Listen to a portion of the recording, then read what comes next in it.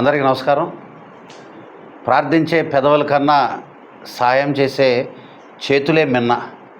ఈరోజు చంద్రబాబు గారి యొక్క మానస పుత్రిక, ఆయన ఆలోచనల నుంచి పుట్టిన P4 ఎన్నో జీవితాల్లో వెలుగులు నింపుతుంది.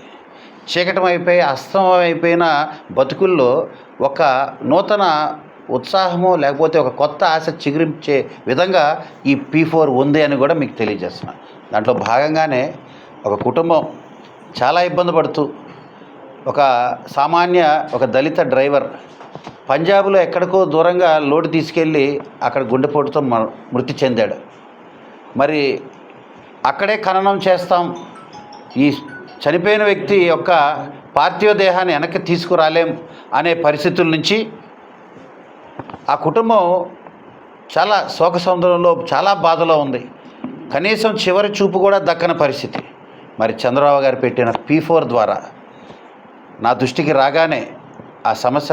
రాగానే ఒక స్పాన్సర్ని మాట్లాడి ఇద్దరిని విమాన ఖర్చులు ఇచ్చి ఈ సొంత కుటుంబ సభ్యుల్ని పంజాబ్ పంపించడం జరిగింది.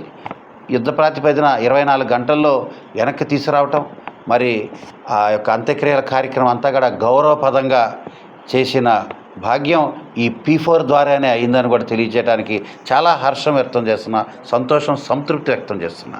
ఈరోజు ఆ కుటుంబానికి ఈ P4 లేకపోతే ఏమిటి పరిస్థితి?